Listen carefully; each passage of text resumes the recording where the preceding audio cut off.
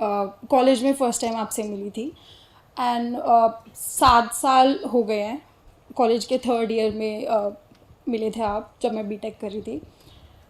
तो उसके बाद से मैं आपको सुन रही हूँ ऑन एंड ऑफ, बीच में ऐसे ऐसे इंसिडेंट्स आए जहाँ पे मुझे खुद को रोकना पड़ा कि मैं ना सुनूं आपको, क्योंकि बहुत चीज़ें ऐसी हो रही थी कि जो आपको सुनते हुए करना पॉसिबल नहीं था, बट वो उस टाइम पे मुझे करनी थी, जैसे जॉब और वो सारी चीज़ें।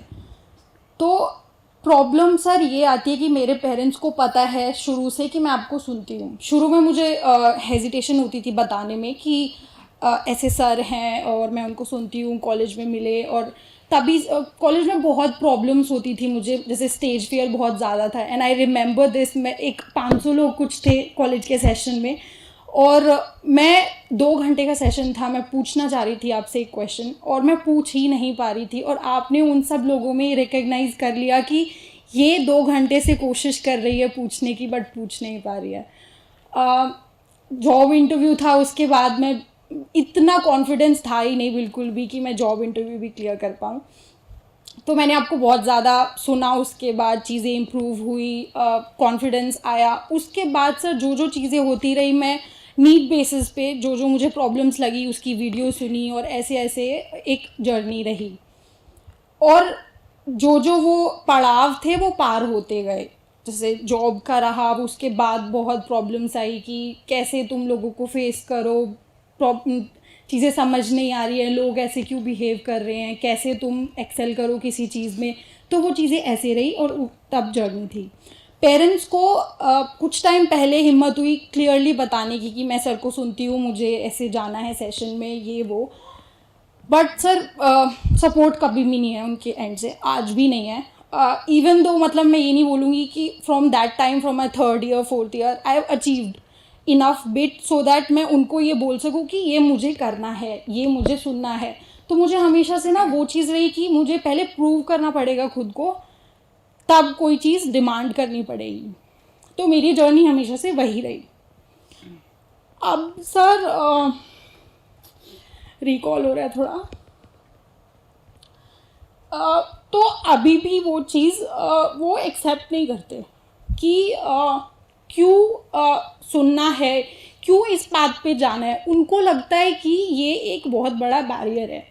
आज भी after showing them all the progress, being in a good company, doing, having a good career, earning enough well for my self, तब भी उनको बस लड़की के पर्सपेक्टिव से उनको सिर्फ यही लगता है कि मतलब शादी करनी है और ये सारी चीज़ें करनी है जो नॉर्मली लोग करते हैं।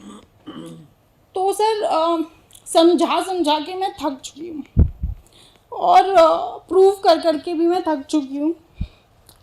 बट मनी इम्पोर्टेंट मुझे इसलिए ज़्यादा लगती है क्योंकि वो चीज़ें मैं नहीं कर पाऊँगी if I don't have that kind of money with me. तो बहुत टाइम पहले मुझे पता चल गया था कि फाइनेंशियली इंडिपेंडेंट होने से ज़्यादा फाइनेंशियली स्ट्रॉन्ग होना ज़रूरी है, specially when you come from a family which is financially well off themselves.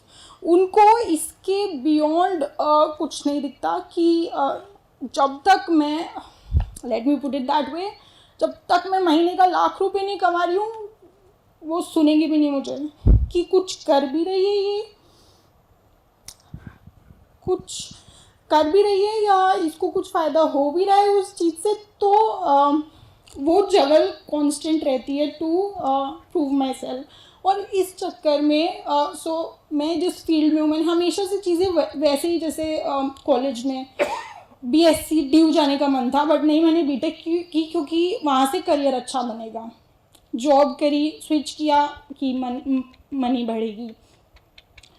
मतलब हमेशा से वही पर्सपेक्टिव रहा है। बट अब मैं जैसे साइबर सिक्योरिटी फील्ड में, मुझे पता है कि कहीं ना कहीं वो वर्ल्ड पर्सपेक्टिव पे एक अच्छा काम कर रहे हैं। Cyber security is the need of the hour. तो ऐसा भी नहीं है कि मैं कुछ गलत सेल कर रही हूँ या it's not making sense, it's irrelevant, it's very much needed और काम अच्छा है। बट जो मेरा मन है कि थोड़ा ह्यूमन पर्सपेक्टिव से ज़िंदगी को जानना है, थोड़ा उस फील्ड में ज़्यादा करना है, because this is technical field. यहाँ पे इन चीज़ों का कोई यूज़ नहीं है apart from my own need. की प्रमोशंस है, मैं नहीं सोचती प्रमोशन के बारे में. ऑफिस वाली पॉलिटिक्स है, मुझे पता है how to deal with that because of spirituality, right. उसका सिर्फ उतना ही नीड है वहाँ पे, how to survive in that world, how to tackle them. But मैं कंप्लीटली उस चीज़ को वहाँ नहीं कर पा रही हूँ, and I am juggling between the two fields.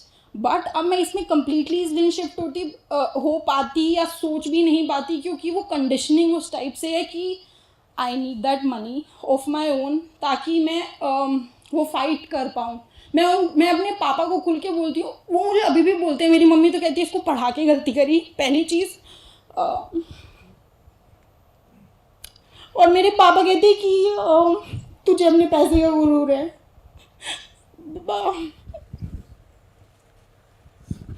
But I clearly से हाँ है, because that's working for me. मैं सोलो ट्रिप पे जाने की कोशिश करती हूँ, ही इज़ लाइक गाड़ी नहीं मिलेगी. सो ये चीज़ें होती हैं, इसलिए कभी कभी वो पार्ट भी इम्पोर्टेंट होता है लाइफ का, और मैं उसको छोड़ ही नहीं पाती हूँ, because that's more important to me right now, and I think for a while it will be. That's for me. So that's the girl's perspective. Like एक लड़की की वैल्यू मेरी लाइफ में इसलिए नहीं है बिकॉज सर ये एक माना जाता है कि हमें लड़के के पैसे चाहिए, हमें ये चाहिए वो चाहिए. मतलब I am standing on the other side. I am from that family, I am earning my money, still there is no liberation. What's after this? Thank you. देखिए, एक चीज़ तो स्पष्ट होगी, वहाँ से जो बात आ रही थी वो पुरुष केंद्रित थी, द मेल पर्सपेक्टिव. आपने अच्छा किया अपनी बात जोड़ दी कि एक महिला, युवा महिला भी इस पारिवारिक सामाजिक स्थिति में अपने आप को कहाँ पर पाती है. स्पष्ट ही है कि बात पुरुष या महिला होने की नहीं है.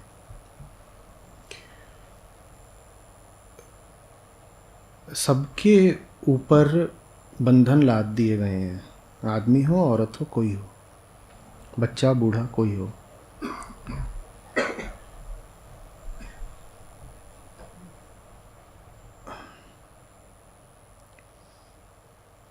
किसी को उसकी माताजी नहीं समझते, किसी को उसकी पत्नी नहीं समझते, किसी को उसके पिता नहीं समझते. इसमें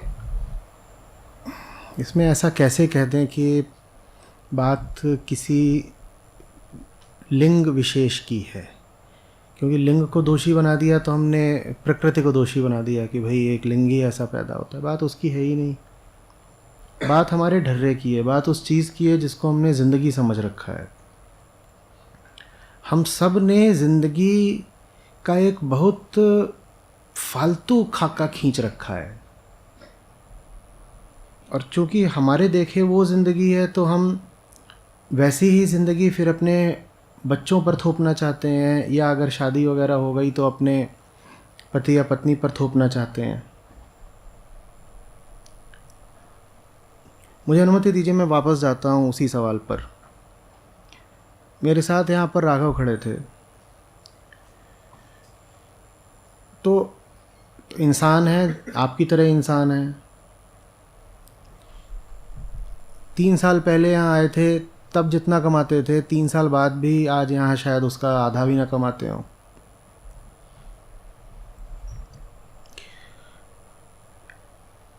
ये क्यों मज़े में है और कैसे?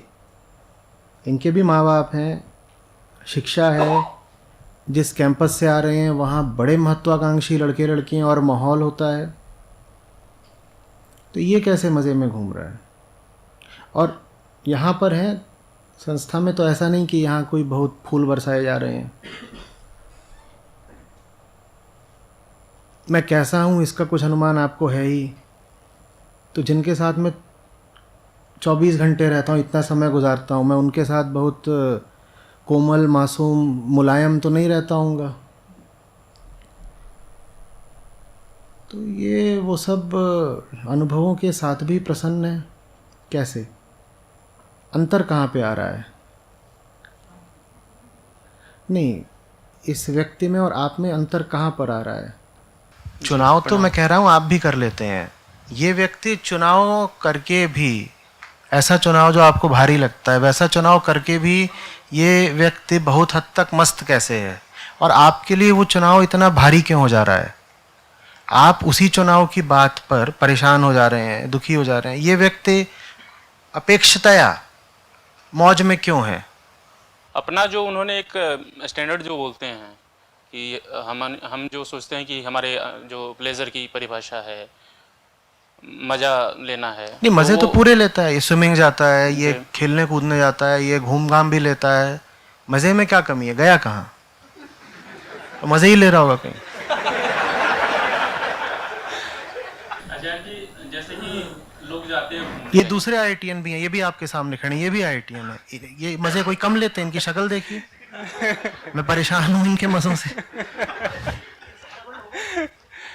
समस्या क्या है? ये कैसे मज़े में चल रहे हैं और आपको बंधन ही बंधन क्यों दिखाई दे रहे हैं? इनके पास भी परिवार है। आचार्य जी, जैसे कि घूमने का कहीं कोई प्रोग्राम बनाता है, हाँ, पहाड़ों पर जाते हैं, हाँ। तो वो केवल घूमने नहीं जाते, उनको फोटो खींच के वो डालनी होती है। और अपनी बताइए ना, आप बताइए अपनी क्या बात है। ये देखिए, किनकी? नहीं, एक सेकंड रुकिए। शादी हो नहीं जाती, शादी करी जाती है। शादी हो नहीं जाती। ऐसा थोड़ी होता है कि आप बाथरूम से निकले और पता चला मैं शादीशुदा हूं, हो गई। ये मतलब क्यों करे? कोई समुचित कारण, कोई वजह? देखिए, बात करते हैं। हमारे यहाँ ऐसे भी लोग हैं जिनकी शादी हो चुकी है। ऐसा कुछ नहीं है कि शादी ना करना कोई अनिवार्यता वगैरह है। शादीशुदा लोग भी हैं, उनका भी काम मज़े में चल रहा है। अंतर कहाँ पर है? हम ज़रा उसकी जांच पड़ताल करना चाहते हैं। जो चेतना का स्तर इनका उठ गया है, वो हमारा अभी उठना बाकी है। इसलिए हम सब कुछ होके भी खुश नहीं होते, और इनके पास जितना है, क्योंकि चेतना से बढ़ के तो कुछ भी नहीं है ना। अगर मेरी चेतना जागृत हो गई, जो सब कुछ मांगती है, गलत भी अच्छा भी, तो वो चेतना का स्तर इनका हाई लेवल पे है, जो आपके साथ रह के इनको मिला है। हम 1-2 घंटे सुनते हैं आपको, आधा घंटा सुनते हैं, ये आपके साथ रहते हैं, इनकी मूविंग माइंड को क्लैरिफिकेशन हो जाती है, अपना इनका माहौल मिलता है, इनको आपस में अपने जैसे और लोग मिलते हैं। तो ये चेतना का स्तर जो है, और जो हम अपने उठाने की बात कर रहे हैं, जिसके लिए हम यहाँ आए हैं, तो इसलिए ये शायद बात आपकी, मैं इससे थोड़ा सहमत हो सकता हूँ, पर मैं चाहता हूँ इसको आप और ठोस रूप में बताएं। आपके सामने ऐसी कौन सी दिक्कत आ जाती है जो आपको रोक देती है, और वही दिक्कत इनको नहीं रोकती? वो कौन सी ऐसी दिक्कत आ जाती है? वो हमारी जो वहाँ पे जिस माहौल में हम रहते हैं, विल पावर कह लो, या हम आदत हो गए, बस हो गए, गुलाम हो गए, जैसे हम लग्जरी। हाँ, उसमें और ठोस, आराम थोड़ा सा और ठोस उदाहरण दीजिए। कौन सी जगह ऐसी आ जाती है जहाँ आपको रुक जाना पड़ता है, ये नहीं रुकते?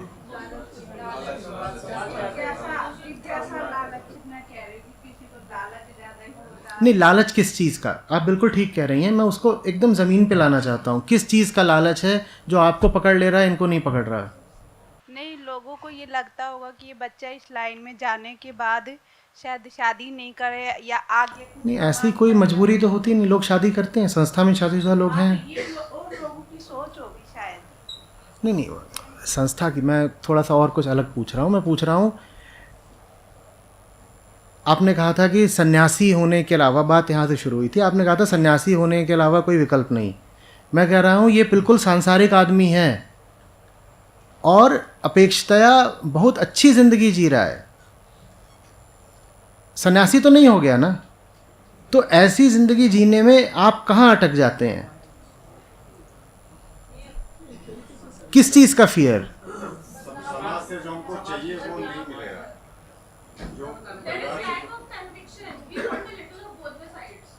नहीं, पर आप जो कुछ भी ले रहे हैं या जिन चीज़ों को आप भोग रहे हैं लगभग वो सब इनको भी मिल रही हैं। तो ऐसा आप क्या पा ले रहे हैं घुटने टेक करके जो इनको उपलब्ध नहीं है, ये बताइए। आप कह रहे हैं कि आप इस तरह के यहाँ पे समझौते कर लेते हैं, यहाँ रुक जाते हैं, अटक जाते हैं, उससे आपको ऐसा क्या खास मिल जाता है जो इनकी ज़िंदगी में नामौजूद है? नमस्कार आचार्य जी। हम लोगों ने मन में, जो मुझे समझ में आया है, मैं बहुत सालों से अध्यात्म में हूँ, हम लोगों ने हमारे मन में चीज़ों से आइडेंटिफिकेशन कर रखा है। जो इस दुनिया में हमें चीज़ें दिखती हैं और हमें लगता है वो मैं ही हूँ, ये गाड़ी मैं हूँ, ये घर मैं हूँ। तो ये जो चीज़ें हैं इस दुनिया में, हमने अपने मन में एक आइडेंटिफिकेशन कर रखा है इन चीज़ों से। तो वो एक ईगो बन जाता है, फिर मन में एक विचारों का एक पिंड बन जाता है मन में।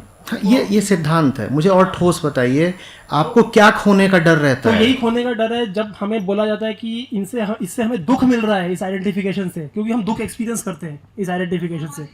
तो जब हमें बोला जाता है कि इनको 1000 लोग इज्जत देते हैं, 1000 कम बोल रहा हूँ, सामाजिक स्वीकृति इन्हें कम मिली हुई है। आपको, मुझे नहीं पता कितने लोग प्रेम या सम्मान देते होंगे, इनको सम्मान देने वाले शायद लाखों लोग हैं। सामाजिक स्वीकृति इनको ज़्यादा है या आपको ज़्यादा है? ये सन्यासी का जीवन किस प्रकार है, मुझे बताइए। जब आप सन्यासी बोलते हो तो उससे आपका एक अर्थ, एक आशय होता है, एक तस्वीर होती है। ये किस तरीके से सन्यासी है? अभी ये कुर्ते में तो आपको कुछ लग रहा होगा, अभी ये जीन्स टी शर्ट में आ जाएगा। आप बताइएगा सन्यासी कैसे है ये? जी, सन्यासी का मतलब है जैसे हम नौकरी चुनते हैं। ओके, ये नौकरी क्योंकि ओके इससे करियर सबसे ज़्यादा अच्छा रहेगा, सबसे ज़्यादा पैसे बनेंगे। ये नहीं चुना कि ओके इससे मन की शांति मिलेगी या इससे बोध होगा या विवेक होगा। अब होता क्या है, ये सन्यासी का ही जीवन जी रहे हैं। बिल्कुल मेरे हिसाब से ये सन्यासी का ही जीवन जी रहे हैं। तो जहाँ नहीं, मैं इस पर थोड़ी आपत्ति रखना चाहता हूँ, क्योंकि आप जिसको सन्यासी कह रहे हैं उससे जो छवि जाती है वो डरावनी है। नहीं, मेरे को छवि से मैं यहाँ किसी बुद्ध, वो शब्द मैंने इसलिए यूज किया स्पेसिफिकली। हाँ बिल्कुल, वो शुद्धतम अर्थ में सन्यासी हो सकते हैं। वो ट्राइड और टेस्टेड रूप रहा है हजारों साल से हर धर्म में, क्योंकि वो क्या कह रहे हैं। अच्छा चलिए, मान लीजिए सन्यासी भी हैं, तो ऐसे सन्यासी आप भी क्यों नहीं हो सकते? हाँ, वही कि बेसिकली फिर ये जो नहीं, आप रुकिए, बस ही थे, इसका उत्तर दें कृपया। अगर ये सन्यासी है भी, मैंने माना, चलो इन्हें बोल लो सन्यासी, तो ये सन्यासी आप क्यों नहीं हो सकते? आपको तकलीफ क्या आ जाएगी? मैं बताता हूँ कुछ ठोस बातें, सुनिए। मैं बैठिए, मैं बताता हूँ। और मैं नहीं कह रहा, मेरी आखिरी बात है, उसमें कोई आपत्ति हो तो ज़रूर बताइएगा, चर्चा है। इनके सारे बैचमेट्स के पास कारें हैं, ये बाइक पर चलते हैं, पर इन्हें बाइक में मौज आती है। तो बेहतर कौन हुआ? वो जिसने 12-14 लाख की गाड़ी खरीद रखी है, इनके पास 1 लाख 1.5 लाख की बाइक है, पर इन्हें तो बाइक में ही मज़ा आ रहा है। उन्होंने नौकरी करी, पैसे बचाए। अब 10 लाख बचाने में कुछ समय तो लगता है ना, और 10-12 लाख बचा के उन्होंने गाड़ी खरीद ली, इन्होंने बाइक खरीदी है, ये बाइक में चलते हैं। गाड़ी भी खरीद लेंगे, ऐसी क्या बात है? उतनी बड़ी नहीं खरीदेंगे, छोटी खरीद लेंगे। जब एकदम ज़रूरत लगने लगेगी भाई कि गाड़ी भी चाहिए, तो गाड़ी भी आ जाएगी। पर वो 10-12 लाख की गाड़ी इतनी बड़ी चीज़ थी कि आप उसके लिए ज़िंदगी बेच दो। यहाँ पे अटकते हो आप। सामाजिक स्वीकृति वगैरह कोई बात नहीं है। मैं तो समझ ही नहीं पा रहा हूँ इनको कौन सी सामाजिक स्वीकृति नहीं मिली हुई, कौन सी नहीं मिली हुई। 30 साल के नहीं है ये, और इनसे दूनी उम्र के लोग इनको झुककर नमस्कार कर रहे हैं, और कौन सी सामाजिक स्वीकृति चाहिए? इनके घर वाले, इनके रिश्तेदार तक इनको आदर से संबोधित करते हैं, और कौन सी सामाजिक चाहिए स्वीकृति? मैं इसमें एक चीज़ बोलना चाहूँगा कि बार बार पैसे की बात आ रही है, ठीक है, तो मैं बता देता हूँ कि 2008 से लेकर हम लोग किराए के घर में रहे हैं, अभी भी किराए के घर में ही हैं। तो एकदम नॉर्मल 2 BHK, जहाँ पिताजी माताजी रहते हैं। तो पैसे की जो बात है कि भाई इनके पास तो पैसा होगा या फाइनेंशियल स्टेबिलिटी चाहिए, ऐसा कुछ नहीं है। बस बात इतनी थी कि घर वाले बोल रहे कि अगेंस्ट अगर होते हैं, तो वो मुझे पता था कि अगर घर वाले अगेंस्ट होंगे तो मैं अभी जा नहीं पाऊँगा आगे। तो वो तो मेरी जिम्मेदारी थी ना कि मैं उनको भी कोशिश करके ले आऊँ आचार्य जी तक। तो वो एक चीज़ होती है मेरे घर वाले, मेरे माताजी पिताजी आ गए, अब मेरे ताऊ जी हैं, चाचा जी हैं, वो मुझे नहीं स्वीकार कर रहे, मुझे मतलब थोड़ी ना है उनसे, तो बस हो गई बात पूरी। और नहीं, ताऊ जी चाचा जी से तुम्हें मिल भी क्या जाता? मैं यही तो पूछ रहा हूँ इनसे कि तुम्हारा क्या जा रहा है। वो चाचा जी ताऊ जी तुम्हें ऐसा दे क्या रहे हैं कि तुम उनकी इतनी परवाह करते हो? तो वही बात, यहाँ लोग खड़े हैं ऐसे जिनके पेरेंट्स नहीं मानते, कई ऐसे खड़े हैं, ये जो सफ़ेद कुर्ते वाले, इनमें से कई ऐसे हैं जिनके माँ बाप नहीं भी राज़ी होते, हर तरह के हैं। ऐसे भी हैं जिनके माँ बाप इनसे भी ज़्यादा डिवोटेड हैं, यहाँ बैठी हुई हैं माता जी, ऐसे भी हैं, और ऐसे भी हैं जिनके माँ बाप आज तक नहीं स्वीकार करते। चला क्या जाएगा? स्वीकार नहीं करते माने क्या बेटा, आप मुझे बताओ? डंडा लेके मारेंगे? क्या करेंगे?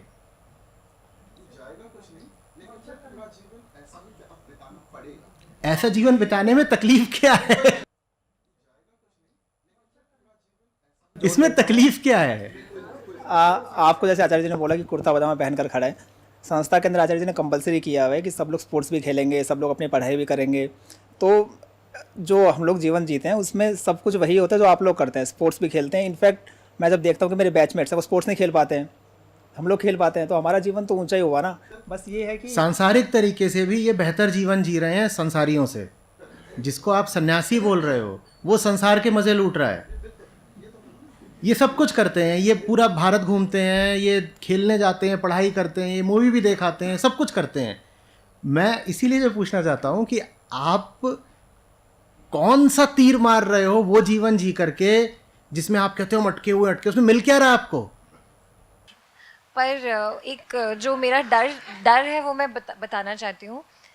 सर, मेरे पेरेंट्स ना फ्यूचर को लेकर डराते हैं कि अभी you are thinking like that, when you will be as old as us you will regret, you will be depressed, you will be alone, you will be. आप कितने साल के हो? I am 30। ओल्ड माने क्या होता है? I think 60। 60 प्लस। 60 के बाद पछताना पड़ेगा ना। 60 में मर जाना। 30 साल मजे करो और मर जाओ, समस्या क्या है? 60 के बाद क्या होगा उसके लिए आप अपना पूरा जीवन और जवानी क्यों खराब कर रहे हो? सर, बड़े गंभीर होके बोलते हैं, मतलब पछताओगे, शादी नहीं करोगे तो पछताओगे। And I agree with. मैं बिल्कुल नहीं कह रहा हूं कि शादी मत करो। मैं बेढंगी और नालायक किस्म की शादियों के खिलाफ हूं। वही करना चाहते हैं वो। आपको कोई, आप ढंग की शादी कर सकते हो, बेशक करिए, उसमें कोई बात नहीं है। थोड़ा एक दो बातें और बताता हूँ आप कहाँ फंसते हैं। 2-3 चीज़ें होती हैं। एक, आप फंसते हो इस झंझट में कि बहुत बड़ा मकान खरीदना है। वो जो करोड़ 3 करोड़ वाले मकान होते हैं ना, 5 करोड़ 8 करोड़ कितना भी जाता है, आप वहाँ फंसते हो। आप उम्र भर जो उसकी किश्तें भरते हो वहाँ फंसते हो। उसके लिए फिर चाहिए होता है अकूत पैसा। और आप जो शादियाँ करते हो जिसमें ये अनिवार्य हो जाता है कि विलासिता का प्रदर्शन किया जाए, शादी माने वेडिंग के दौरान भी और फिर आगे विवाहित जीवन में भी, आप वहाँ फंसते हो। नहीं तो आप नहीं फंसोगे, काम चल जाएगा। हम आमतौर पर जो हमारा लिविंग स्टैंडर्ड होता है वो तो जितना आप कमाते हो उससे आधे में भी चल जाए अगर आपने मोटे वाले खर्चे न पाल रखे हो। अध्यात्म एक तरीके से इन मोटे खर्चों से बचने का नाम है।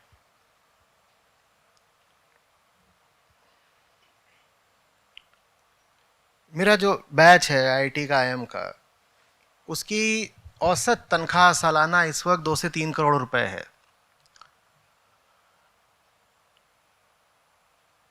महीने का 20 लाख 25 लाख बैठ गया। और उनमें से बहुत सारे ऐसे हैं जिनके पास अभी पर्याप्त नहीं है। लालच की बात नहीं, उनके पास सही में पर्याप्त नहीं है। खर्चे, आप वहां फंसते हो। आपने ऐसे खर्चों को अनिवार्य मान लिया है जो अनिवार्य हैं ही नहीं। आप गुड़गांव में 5 BHK लोगे तो आपको क्या लगता है आप आजाद जी पाओगे?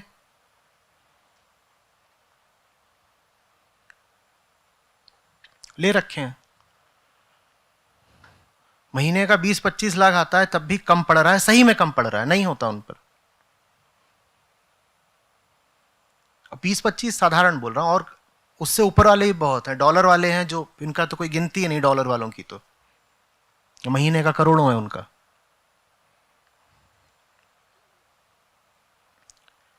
यहां फंस जाते हो। कुछ खर्चों को आपने व्यर्थ ही जरूरी समझ रखा है।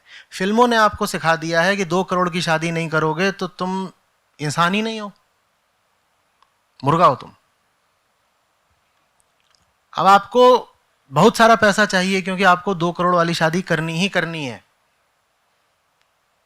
यहां पर बेचारे माँ बाप की सांसें रुकने लगती हैं कि अगर ये कमाएगा नहीं तो 2 करोड़ वाली शादी कैसे करेगा। 2 करोड़ वाली शादी, 25 लाख वाली SUV,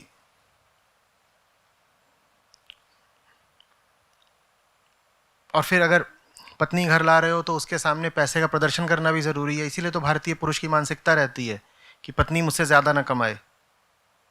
पत्नी घर आ रही है तो उसको दिखाना भी जरूरी है कि मैं तुझे कितने लाख का ये सब ला सकता हूं, पेंडेंट और नेकलेस। यहां फंस जाते हो।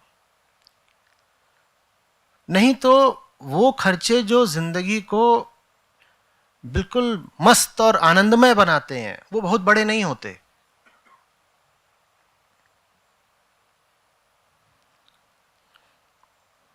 अभी 5 साल पहले तक जितने भी बाहर के शिविर होते थे उनमें से आधे से ज्यादा मैंने अपनी बुलेट पर करे हैं। और अभी कल भी संजय को बोला कि उसको फिर से ठीक करा दो, मुझे चलानी है।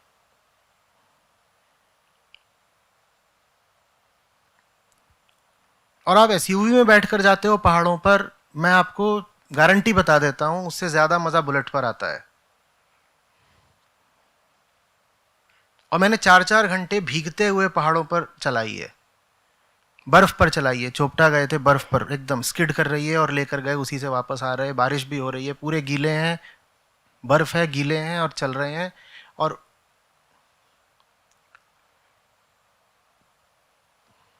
आप ऐसी चीजों पर पैसा खर्च करते हो अनिवार्य समझकर, जिस पर पैसा खर्च करना अनिवार्य नहीं है। रोहित अभी खोज रहे थे कि कहां पर होगा ये महोत्सव, तो पहले बात करी जाकर होटलों में। 3 दिन के 10 लाख रुपए से शुरुआत हुई। फिर बात करी जाके बैंकेट हॉल में, वहां भी कम से कम कितना आया था, 3-4 लाख आया था 3 दिन का, कुछ ऐसे ही। फिर जाकर कॉलेजों में बात करी और यहां पर निश्चित करा। वो होटल इतना सारा पैसा क्यों मांग रहा है? और जैसी आपको यहां व्यवस्था मिली है इससे अच्छी होटल नहीं दे पाता। वो इतना सारा पैसा क्यों मांग रहा है? क्योंकि उसकी इतना सारा पैसा खाने की आदत बन चुकी है। उसके पास ऐसा ऑडिटोरियम है भी नहीं, फिर भी वो इतना सारा पैसा मांग रहा है क्योंकि आप उसको वो पैसा देते हैं अपनी शादियों में। आपने उसकी आदत बिगाड़ दी है। और इसी शादी की खातिर आप जिंदगी भर गुलामी करते हो कि एक दिन में वो सारा पैसा जाके उड़ा दूंगा, किसी होटल वाले को दे दूंगा।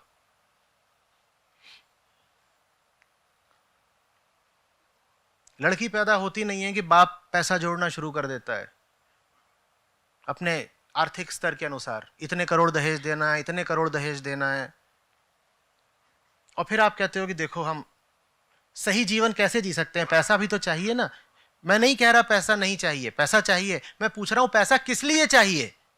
कोई आपके पास सार्थक लक्ष्य है जीवन में जिसके लिए पैसा चाहिए? हम कहते हैं आज हमें बहुत सारा पैसा चाहिए। पिछले 3-4 सालों में जीवन में मुझे पहली बार लगने लगा है कि पैसा चाहिए, क्योंकि अब दिखा है एक ऐसा लक्ष्य जो पैसे के बिना नहीं मिलने का। तो हम खुलेआम जा करके बोलते हैं पैसा दो, हमें बहुत बहुत सारा पैसा चाहिए। मैं आपसे पूछ रहा हूं आपको पैसा क्यों चाहिए? आप मुझसे पूछिए, मैं बताऊंगा मुझे पैसा क्यों चाहिए। ये संस्था इस वक्त बहुत ज्यादा जरूरत में है पैसे की, और हमारा पैसा इसलिए नहीं कि हम बैंकेट हॉल को दे देंगे या उससे महल बनवा लेंगे, इसका हनीमून होगा उसमें।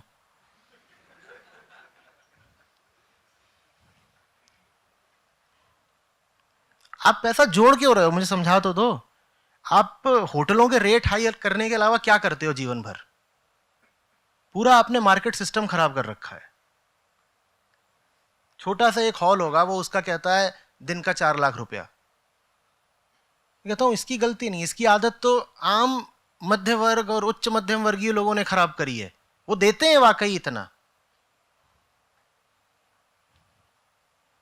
इसके लिए आप कहते हो कि गुलामी करनी तो जरूरी है ना, नहीं तो क्या होगा, एक बड़ा मकान तो जरूरी है ना। तुम क्या करोगे इतने बड़े मकान का? मरोगे तो साथ चिता में जलेगा वो। आपको मालूम है दुनिया भर में रेंटल सबसे सस्ते हिंदुस्तान में, आप जानते हैं इस बात को? भारत से ज्यादा सस्ते रेंटल्स दुनिया भर में कहीं नहीं है। अमेरिका में लोग मकान खरीदें, ये बात सेंसिबल होती है क्योंकि वहां मकान सस्ता है, किराया महंगा। और भारत में आपको बड़ी बड़ी कोठियां भी बड़े साधारण किराए पे मिल जाती हैं। भारत में कोई तुक ही नहीं है कि आप मकान खरीदो। इतने सारे मूर्ख लोग हैं जिन्होंने बहुत बड़े बड़े मकान बनवा रखे हैं। उन्होंने मकान बनवा दिए, फिर वो करेंगे क्या? तो उसको किराए पे देते हैं। आप लो ना किराए पे, कौन आपको रोक रहा है? फिर कहते हैं नहीं किराए पे ले लेते हैं, फिर कभी मकान मालिक कहता है कि नहीं अब खाली करो, तो जाना पड़ता है, तो चले जाओ, समस्या क्या है? नहीं सामान शिफ्ट करना पड़ता है, तो समस्या क्या है? नहीं सामान बहुत सारा है। सामान क्यों बहुत सारा है? सामान क्यों है बहुत सारा? इतना सामान क्या करोगे लेके? और सामान के लिए भी मूवर्स पैकर्स होते हैं, शिफ्ट करना है तो कर लो बाबा। नहीं सामान तो ठीक है, वो परिवार बहुत बड़ा है ना। कितने लोग हैं? 6 लोग हैं। क्यों है 6 लोग परिवार में? ये 6 लोग कहां से आ गए बताओ? पहले तो तुम 6 लोग लेके आते हो, फिर कहते हो अब शिफ्ट कैसे करें इनको। सन्यासी की बात नहीं है। 6 के बाद शून्य नहीं आता। 6 और शून्य के बीच में बहुत संख्याएं होती हैं। आप बार बार शून्य कर देना चाहते हो कि नहीं तो सन्यासी है, इसका तो शून्य है। मैं कह रहा हूं 3 नहीं हो सकते थे, पति पत्नी और एक बच्चा नहीं हो सकता था। 6 कहां से आए? इतना सारा फर्नीचर है, इसको काट करके चिता की लकड़ी बनाओगे? इतना बड़ा वो बिस्तरा क्यों लेकर के आए हो? कोई वजह नहीं। फिल्मों में होता है ना, तो हम भी करेंगे। करण जौहर ने सिखाया, तो जाओ फिर उसी से उत्तर भी मांगो। जिंदगियां आपकी बर्बाद हुई हैं, जाके जवाब भी फिर वही मांगिए ना कि तूने ऐसा हमें क्यों सिखाया।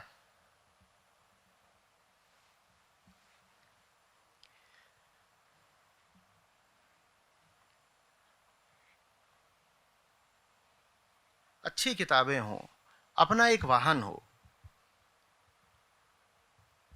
छोटा ही सही लेकिन एक साफ सुथरा और सही जगह पर एक घर हो। ये जिंदगी जीने में आपत्ति क्या है आपको? और जिंदगी पर बहुत सारे बोझ ना हो तो पढ़ने के लिए भी वक्त हो, खेलने के लिए भी वक्त हो, गीत संगीत सीखने के लिए वक्त हो। गिटार सीखो, वीणा सीखो, सितार सीखो, हारमोनियम है। ये जिंदगी आपको बुरी लग रही है सुनने में, तो समस्या क्या है?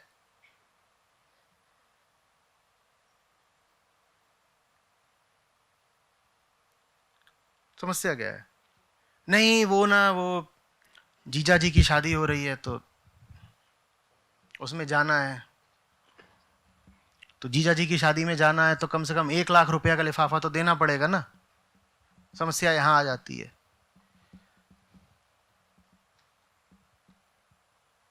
बेशरम हो जाओ, जाओ खा के आ जाओ।